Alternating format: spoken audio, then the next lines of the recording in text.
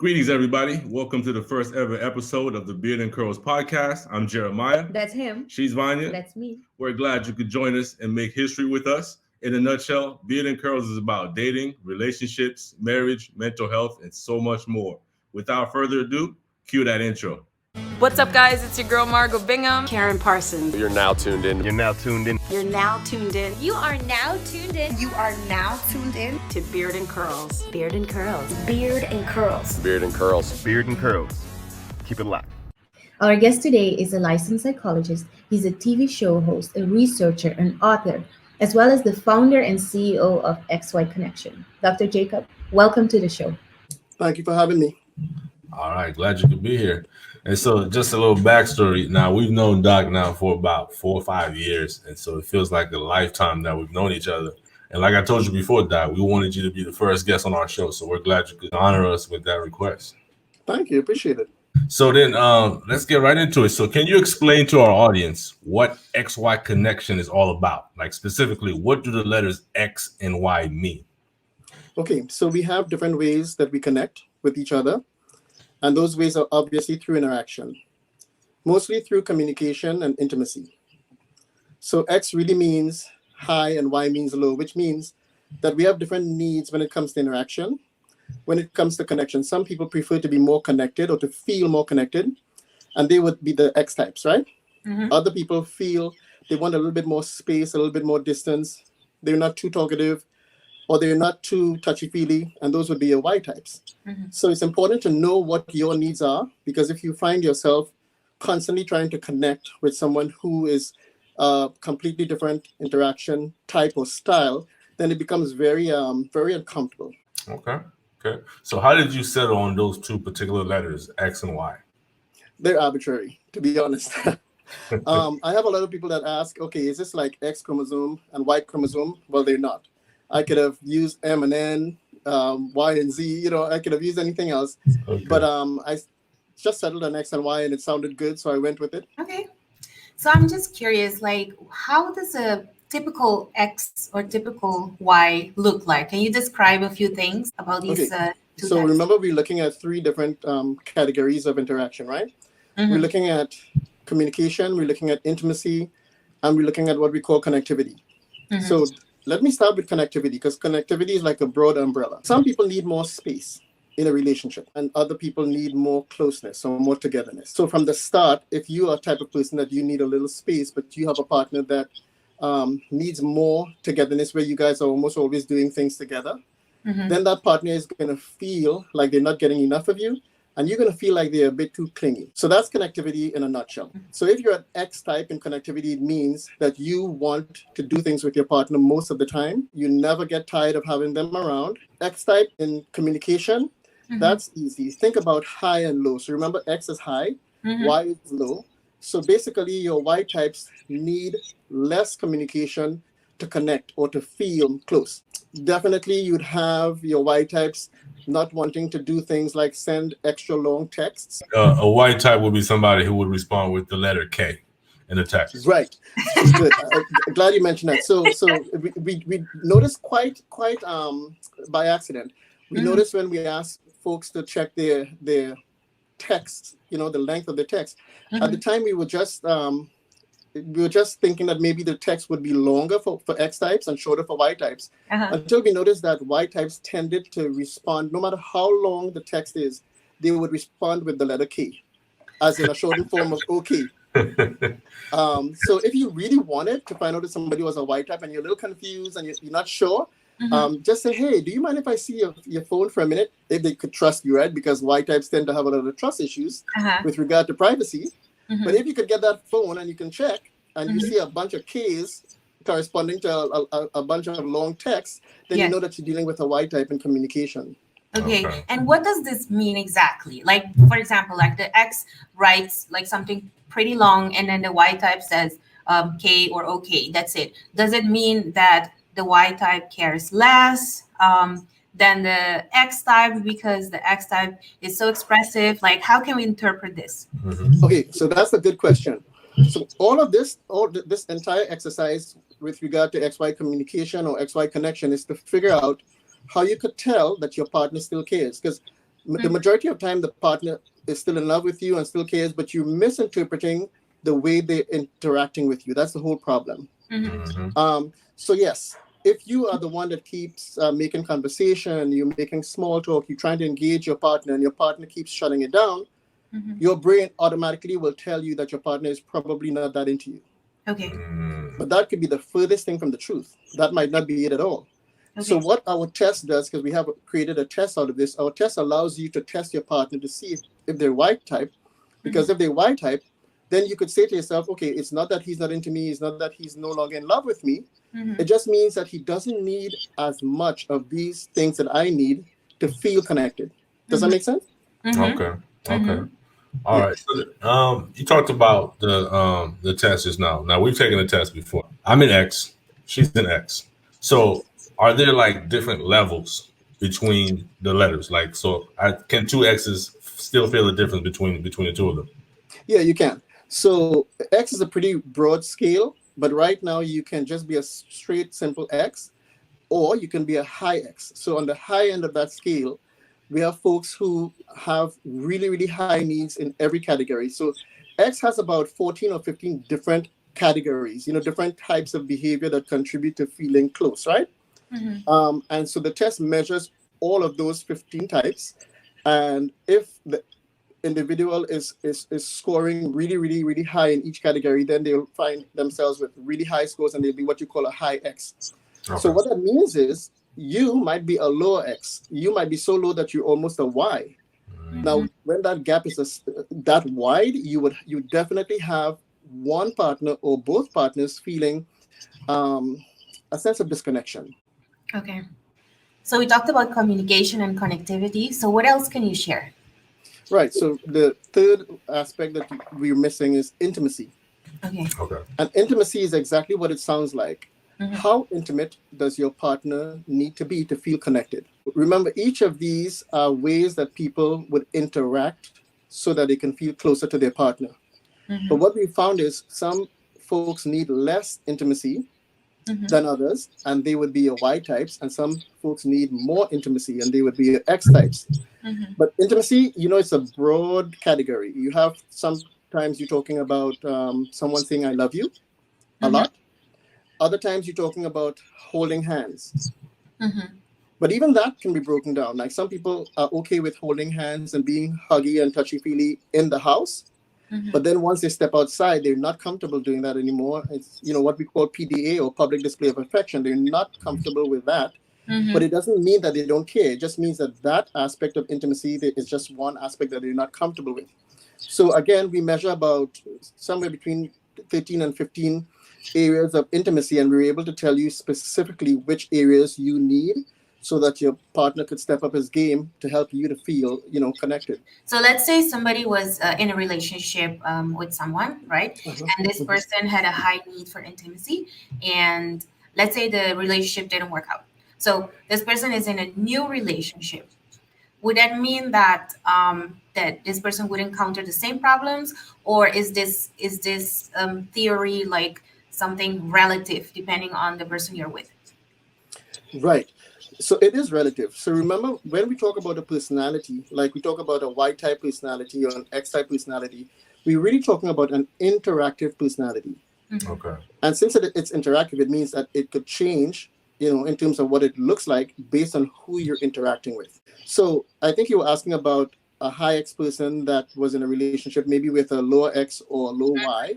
Yes. And they weren't feeling very satisfied, and then the relationship ended. Yes. Okay. First off, we tend, just like everything else in life, we tend to be attracted to the opposite. So opposites still attract, even in XY connection theory, right? Opposites still attract. So that friend, if it's a friend or someone that that person is likely to go back again and find another man, another partner that is also Y-type, simply because she may be attracted to men like that, to partners like that. So here's where XY connection comes in. The important thing is for that friend to go and take the test so that they know exactly the level of their need, so that the next time they go out there to date or to connect with someone, they can find someone that is more within that range. Because remember, this is brain science. This is really neuroscience. It's all about your brain feeling satisfied with the person that you're with. And that happens when your brain feels like that person is meeting your needs. If the person is not meeting your needs, there's nothing you could say to your brain, to feel better about it. So what you could do to help is to make sure that you get tested and that you don't date anyone that isn't tested, so that you guys could be on the same level. Okay, so let's say you are in a relationship and there is a gap and you feel that that there is a difference. What can you do in order to still make it work? Is there still hope? Oh, absolutely. Absolutely. So 85% of the people we've tested were in what we call XY relationships. Okay. 85%, that's pretty high. That is high. Yeah. So you don't want to tell people, okay, hey, just throw in the towel and find somebody else. We're talking about 85% of the people, right? So you don't want to do that. And you especially won't want to do that because it's a very easy fix. You simply need to find the specific area where the gap occurs, and then you get both partners to make adjustments. Now, depending on who you talk to, if you went to a therapist, if you went to a psychologist, they may say to you, okay, the partner that is giving too little is the partner that's at fault. That's how our therapy, our models are set up. This is why XY Connection is a completely different model. XY Connection says, look, nobody's at fault. There's no blaming possible here. It's pure science. You might need more hand-holding and I need less. So what we do is we meet each other halfway. You need to learn to tolerate less hand-holding, and I need to learn to tolerate a little more. So let's use a different measure that's easier to articulate. Let's say love. So let's say you needed to hear "I love you" 5 times a day. Let's just say that's a little much. Most people don't need that much, but let's go with that. You need 5 times a day. Now let's suppose you are with someone who wants to say it once a month, and then. Yeah, once a month, right? Some people, no, really, there's some people out there that would say it once a month, maybe even less than that. And their argument is, if I told you last month that I loved you and nothing happened in between, why do I have to say it again? It should count the same. Right? Nothing changed. Why do I have to keep saying it? And then they even... Now I was going to ask him, how many times do you need? How many times do I need to hear it? Yes. I'm not particularly needy in that regard. It is my, my need to hear certain things, but I think, if you say it enough, I think I'll be all right with it. Okay. So you asking, how much do you need, Vania? Well, I think we do say it daily. So No, not what you say. How much you need? Exactly. How much do you need beyond what I'm doing? I think I haven't thought about it because you say it enough. That's what I'm saying. So he tells me every day, and I think I need that, or I like that. I haven't felt like something is lacking. Yeah, let me put it like that. I'd say none of us have felt like it's lacking. Yeah. Right. So that's interesting, because if you don't feel like something is lacking, then you don't necessarily know what you need. Correct. Right. Also. So the fact that you don't feel it means that you guys, in terms of the I love yous, you're within range. Okay. So the way we talk about it, it's like a continuum.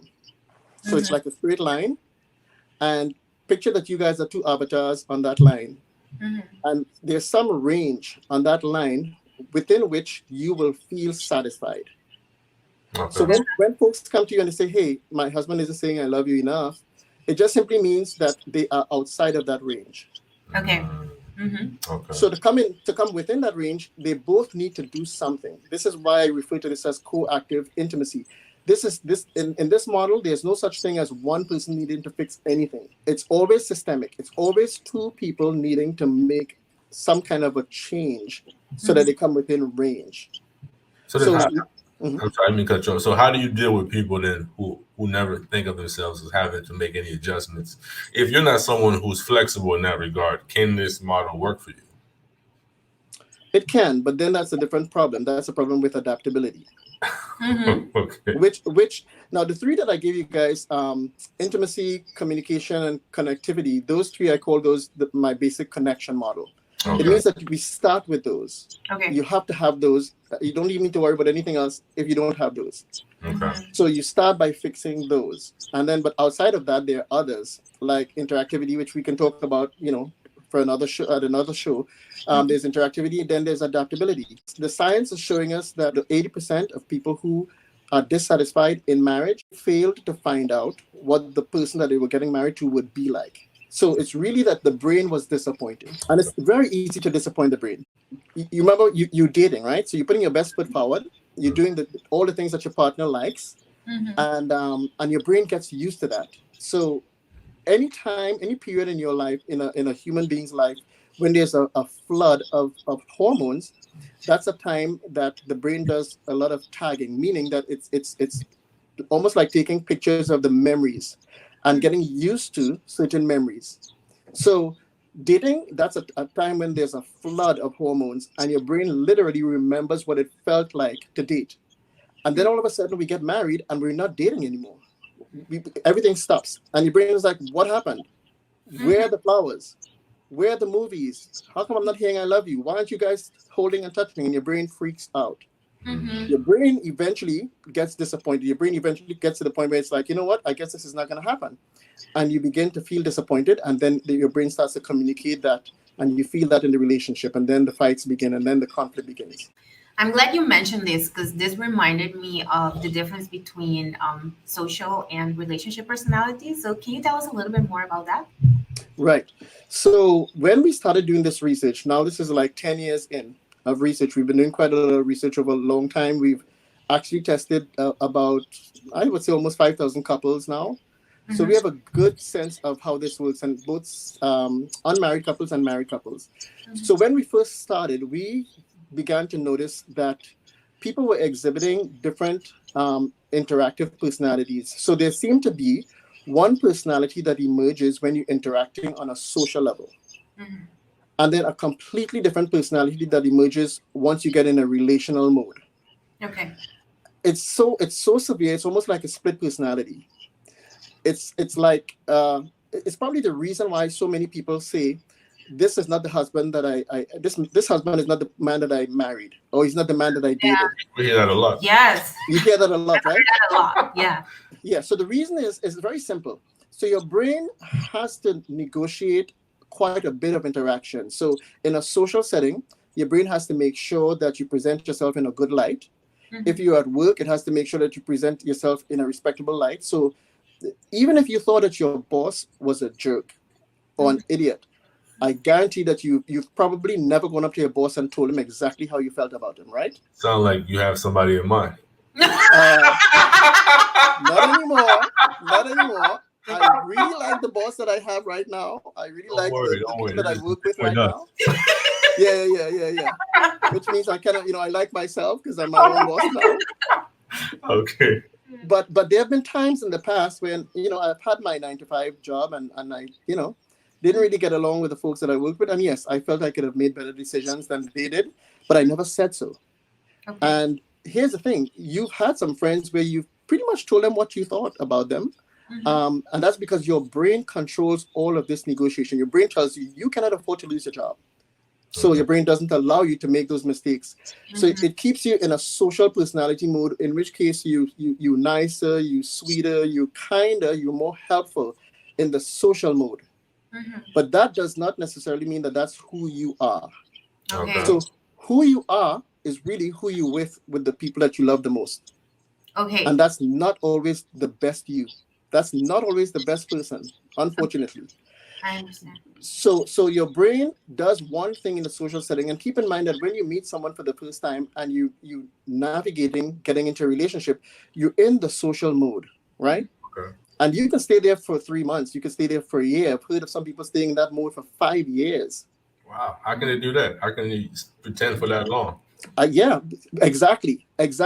Your brain can do some amazing things. Your brain is very goal oriented. So if it takes 5 years, hey, your brain is going to do what it needs to do, provide the hormones that it needs so that you could be your best self for 5 years. Now, on the other end, the brain is providing hormones in her that cause her to be blinded to your faults. So it's not that there are no faults to be seen, but the brain is blinding you. And the few that slip by, the brain tells you, oh, this is no big deal. It's no big deal. It's not going to bother you in the relationship or in the marriage. And then your brain convinces you that you'd be able to say or do something to your partner to get them to change. Now, that's the biggest lie that the brain tells you in the social setting. Okay. Now, as soon as you move to a state where the brain feels, oh, the goal is achieved, whatever that goal is, it might be to get the person to say, okay, we're together, I'm your boyfriend, I'm your girlfriend, we're dating, we're exclusive. That might be the goal. For some people, the goal is, hey, do you want to move in with me? Let's live together. And for some people, the goal is marriage. Whatever you tell your brain the goal is, your brain will keep that game up, keep that pretense up until you get it. And as soon as you're in and your brain thinks that everything is safe and signed and sealed and delivered, your brain pulls back on the hormones. All the hormones that were being produced to cause you to be blinded. And guess what? Now you're not blind anymore. Your eyes are wide open. So can this change happen like from one day to the other? And it can. And you've heard people who have said that the day after the wedding, they started to see who the partner was. You've heard that. The day after the wedding. The day after. Some folks don't even get the honeymoon. The day after. Oh boy. So then, let me ask you this though, because I think you're bringing up a good point. So the brain will work with you, kind of like in tandem with you, to kind of get the job done. At what point does like your morality and things like that kick in? Like, are there certain things that you may find yourself doing just to get the goal met, or are there certain things you say, okay, I'm just not going to do that because that's just not who I am. I'm not going to go there with that. Right. I get what you're asking. You're almost asking if the brain is working in tandem with you, or if it's a conspiracy. Well, most times it's not a conspiracy. Most times you actually are being that nice. If it were just an act, the other person's brain would have been able to pick up on it. Okay. But most times it's not just an act, and you might not know. You might not know that you couldn't continue this behavior forever. You might actually feel, yeah, I mean, this is not me, but I'm so in love with you that I find myself doing so many things that I've never done before, and you could actually convince yourself that you will continue to be that. Okay. But there's no guarantee that you will. In fact, there's a good chance that you won't. So when we created this assessment, this test, we had to create a test that would not measure behavior in the dating social personality phase. We had to find something that could measure what your partner would be like on the other side, inside of the relationship, 1 year in, 2 years in, 5 years in. So the test, when you take the test, when you give that person the test that you're interested in, that person literally, if they answer honestly, and most people find it difficult not to, that person will let you know that, okay, this is what they're like on the other side, which is, I think, is invaluable. The question I wanted to ask you, a follow up on that is, what about people whose partner don't want to take the test? How can you circumvent that? How can you work around it? So we literally created 2 separate tests. Okay. So there's a test for partners, like if you have a willing partner, you will take the test, your partner will take the test, and then you could compare the results, right? Okay. But we also have a test that we call the reluctant partner test. Okay. And that's because we have quite a few, mostly Y types, by the way. We have quite a few Y types, mostly Y types that say, you know what, I don't believe in tests. That's dumb. That's nonsense. I don't believe in tests. A test cannot define me. They talk like that. And then you're allowed then the opportunity to go and take that reluctant partner test for the person. And we have found that test is sometimes even more accurate than what you'd have gotten if the person took it themselves. I was just going to ask you, like, what was the accuracy of that one? But you just kind of answered. It was between 95 and 100%. Wow. Yeah. Wow, that's crazy. Okay, so can you give like an example of how an X type and a Y type would behave in their social setting and then in their relationship setting? Yeah. Okay, so social setting is really easy, right? Social setting, okay, she's laughing at all his jokes. Everything is funny. Everything he says is funny. Okay. She's agreeing to do things that she normally would never do. So they literally have said that people in that phase, they find themselves staying up late at night. Like you stay up until 1 a.m. Now, remember, you might be an early bird, right? You go to sleep with the chickens, 7 o'clock, 8 o'clock. But now you're up until 1 o'clock and 2 o'clock and 3 o'clock, and you whisper sweet nothings, right? It happens. You whisper sweet nothings in each other's ear. Oh my gosh, I can't believe the sun is up already. I could talk for 7 more hours. Okay. So that's That is, that's the X type or the Y type? okay, both of them. That's the whole point. You see, in the social setting, most couples believe that they are compatible, like they're completely compatible because they've both changed and morphed and shifted into what the other person wants. Okay. So whatever that is, if the other person was an early bird, you might want to go to bed earlier and pretend that you too need to be in bed by 8 o'clock. That's how it works. Anything they say, that's what you're gonna do. Oh wow, you like curry? Yes, I love curried food. I love Thai food. This is my favorite food, even though you know that you're allergic. But today you love this kind of food. This is my favorite food. How about some coconut water? And you like coconut water? That's weird. Why would I drink that? But now you're like, yes, I've had that before and it's wonderful. Let's have some. And so everything appears to be on the same page. I mean, any aspect that you could think about. And if the person said, hey, I'm not really good with money, you know for a while that your previous boyfriend was so bad that it caused you the end of your relationship. But you know what you're likely to say in that social setting? Don't worry about it. I'm really good with money. I will take care of the finances. You don't have to worry about it. This is what goes on in the social setting.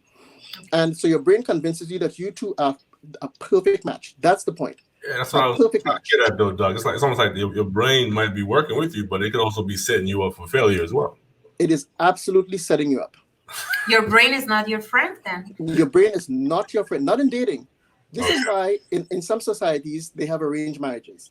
Okay, sometimes that goes too far because they're paying attention to other factors like financial security and different things that you might not prioritize. Yeah. So it's not an ideal system, but yeah, sometimes it's good to go and ask your friends, hey, what do you think? Because they don't have the same blinding hormones. And we tend to not want to hear from our parents. I don't know about you guys, but I tended to not trust my parents' judgment when it came to dating because they were like, nah, she's not good for you. And I'm like, and so was the last one and the one before that and the one before that. So you know what? You are no longer trustworthy. I cannot trust your judgment. But their judgment obviously was more objective than my judgment because remember, I am in hormonal social personality mode, if that makes sense. Okay. And can you speak a little bit to these particular hormones that you're referring to? Right. So the main hormone is oxytocin. That's the hormone that you would want, which is what they call the bonding hormone, right? Okay. So 3% of mammals that exist on the planet today, 3% of mammals have some form of oxytocin. It mightn't be the exact oxytocin, but it's the same derivative in terms of chemical formula. And so 3% of mammals are not polygamous, right? But monogamous, and like human beings. So 3%, and those 3%, they have oxytocin flowing through their veins, and that oxytocin causes you to feel that the person that you're with is the partner that you want to be with for life. So some people say it's like glue. It's like love glue. Some people say it's the love hormone. They have different names for it, right?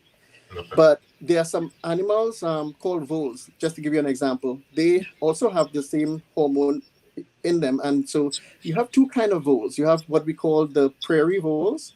And yes, they're in the prairie, just like the name suggests. And then you have the mountain or montane voles. And those voles, the voles in the mountain, they found that they are polygamous. So seriously, the male will find a female, impregnate her, and take off. He does not stay by her side to help with the young. So the scientists found that the voles in the prairie, though, they literally would choose a mate, and then they would mate for life. The male would stay by, he would take care of the young. And it's so serious for them that if the male dies, the female never remarries. That's it for her. This is the power of oxytocin. Okay. So here's the thing. X types have been found to have more available oxytocin than Y types. And men have a version of it called vasopressin. So vasopressin kind of does the same thing, but the problem is this. You don't know what hormones are operating when you meet someone. And that is very important. So you have some other hormones. You have dopamine, you have serotonin, and all of these hormones act in concert to make a relationship happen. But again, what we've been finding is that when two people get together, if they both have the same intention, they're falling for each other, they're falling in love, then they both have the oxytocin and the vasopressin being released at a very high rate. The more physical they are, the more of that hormone is released, to the point of they found that when folks are sexual, and they test their blood, because scientists have gone that far, right, to test your blood right after, they found that you had 5 times more oxytocin than when you were just holding hands or kissing. Now, let me tell you why this is important. You have no way to know what your partner's relationship personality is, number one. And number two, you have no way to know what his true intention is. What if he's just trying to get a date, trying to get close to you for a couple of months with every intention of leaving you? You will not know that. And your body will be producing high levels of oxytocin, especially if you get physical with that individual. 5 times the level, enough to cause you to feel like this person has to be it for the rest of your life. But if he was not thinking or feeling the same way, then he did not get that flood of that hormone. And guess what? After you're attached to him and he's gotten what he wanted, he's able to walk away without a problem, unscathed, no feelings, no hurt feelings, no sad feelings, no pain whatsoever, because he didn't bond to you like you bonded to him, because you were the only one that were producing that hormone at that level. So I don't try to tell young people what to do with their lives, but when their parents and their pastors and their older friends say, hey, don't get too physical too fast, they kind of knew what they were talking about. It's for their own protection. So far we've been talking about primarily like, relationships, couples and dating and marriages. What about like parent-child relationships? How does this apply to let's say parent, the ex and child as a wife? Yeah. So we didn't notice this at first. It took us a few years to notice that, of course, your children have their own interactive personalities. Once we start to talk to parents about this, they realize, oh yeah, of course, I'm an X type and my daughter is an X type, but my son is Y type. And they could see the differences. So the Y type child is very, very similar. They want to talk a lot. You notice that they want to be close to you. They're always under your wing, under your shoulder. They want to be really cuddled up to you. Now, the Y type child is the child that wants to be in his or her room all the time. Space from the rest of the family, privacy, just a lot of alone time. And that's the Y type child. Now, if you as a parent, you knew that the reason why your children are different, it was not because the child that is saying I love you more really literally loves you more. If you knew that was not the case, and just that they were different in terms of their interactive personality, then you wouldn't get bent out of shape when you feel like you're not getting enough affection or or attention from the one child. Now, there are some Y type parents who feel that the X type child is given too much. You've heard parents say, "Could you just shut up and go to your room? I'm tired. I don't want to hear all these stories. I don't want you ask too many questions." You've seen this happen, and that happens when parents and children have different personality types. So we've been helping a lot of parents, especially in this environment where we are locked down and locked in and sheltering in place. So we've been helping a lot of parents to give your Y type child the space that they need. Currently, we are creating a test for parents to do, just like how they do the reluctant partner test. We're creating a test that will allow a parent to take the assessment for each child so that they could kind of see where their child is and how the child matches up with their personality, so they'll know how to make the adjustments. I can tell you that can't come soon enough for some parents. Yes. So how would an X personality type show affection in a relationship setting? So it depends. I've written a book. It's called XY Theory, and I encourage folks to get it, because what that book does, it breaks down the individual aspects of intimacy. Remember, it's about almost 15 different types of intimacy. And so your X type could be showing one type, but not showing another. And so the problem with not knowing exactly what type, what aspect of X typeness you might have, is that you might make adjustments to one thing when in fact you should be making adjustments to another. Like if you are, let's say you are Y type and your partner is X type, and you figured out from the test that, okay, we're X and Y, and Dr. Jacob said, I need to show more intimacy. You might start to tell your partner, I love you 5 times a day, because that's what you think they needed. When in fact, your partner does not care about that at all. What your partner needed was for you to ask him how his day was when he came home from work. And there's no way for you to know that without actually taking the test and actually going through those items in the book. So the book really is kind of like a self coach workbook, if you want to look at it that way. So you could literally self-coach yourself and make the adjustments that you need to. But it's really difficult to make that adjustment without knowing specifically what your partner needs. But yes, I think that it's possible to self-coach with that book. And of course, if after you do all of that, if you guys are still having problems, then we do have workshops available. We have coaching available. This is a new concept, so we're trying to make ourselves available to the public in any way that we can, because it's very different from anything that you've heard before. I was going to ask you about that. I'm glad you brought that up. So, what sets this model apart from other models that we've learned about over the years? Okay, so over the last 25 years, if you think about any of the best-selling self-help books, I won't mention them. But if you think of any of the best-selling books out there, you would notice that they always are telling you that men are one thing and women are the other, right? Okay. Our assessment, our research has found that that is not the case. You have a lot of men that show the characteristics that they like to claim belong to women, and you have a lot of women that show a lot of the characteristics that have traditionally been only for men. Okay. So our testing would show that you can be an X-type man, and we would like to refer to those as X-men because a lot of women have found them to be desirable. Okay. So you could be one of the X-men, but in the book I have an entire chapter entitled Y-type women, because it's a group of women that get overlooked, get misunderstood.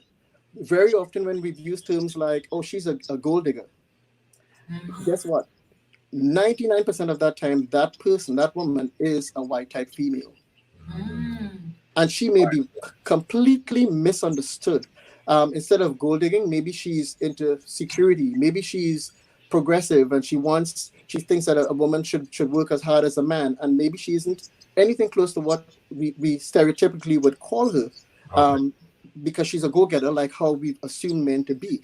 Okay. So I had to write an entire chapter for women because I kept having women run into me at my workshops that I conduct in person and saying, Dr. Jacob, thank you so much for writing this, because my friends were making me feel like I was a man, and I'm not.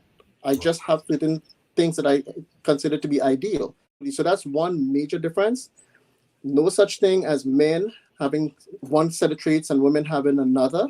Okay. Not at all. So that's number one. Number two, I do not believe that the person who is showing less affection or less communication is always the person who is at fault in the relationship, because this comes from therapeutic models that have communicated that the person who is less engaging should engage more. And the person who is engaging a lot, you're good. You don't have to make any adjustment. That is not how this model works. This model says that you should adjust your needs downward, just like you expect your partner to adjust his needs upward, so that you guys can meet within that range where your brain finds it to be acceptable. Okay. Now, I really like that you said that, because as I was listening to you, it almost sounds like the X were winning and the Y had a lot of catching up to do. But I like how you kind of said it has nothing to do with gender, has nothing to do with, no gender, no blame, no fault. Okay. Yeah. That's awesome. So we've been hearing some great things. So how can somebody find you online? Like if they want to take the test online, where can they go to do that? Okay, so you can go to xyconnexioncoaching.com, and let me spell the connection for you. ConneXion, connection with an X. And that's an actual real word. We didn't make it up. It really means to bond, like a strong bond. So it's xyconnexioncoaching.com. I threw in the coaching there because I want people to understand that it's possible to self-coach. As long as you understand the concept and you've taken the test, so you know what your needs are, you get the book, you figure out exactly what needs to be tweaked. You and your partner could make a good go of this without seeking professional help. So xyconnexioncoaching.com, and just get started. Okay, and so that will be a way for them to be able to at least do the basic test, to be able to see their X, Y, and things like that. Correct. Okay, great. All right, well, Doc, I think you kind of hinted earlier that there's a second part to this. There's the expanded version. So maybe we'll have to have you back on here soon to kind of share a little bit more about that with us. Sure, I would be happy to. Okay, great. Well, again, thank you for taking the time, and we'll see you guys later.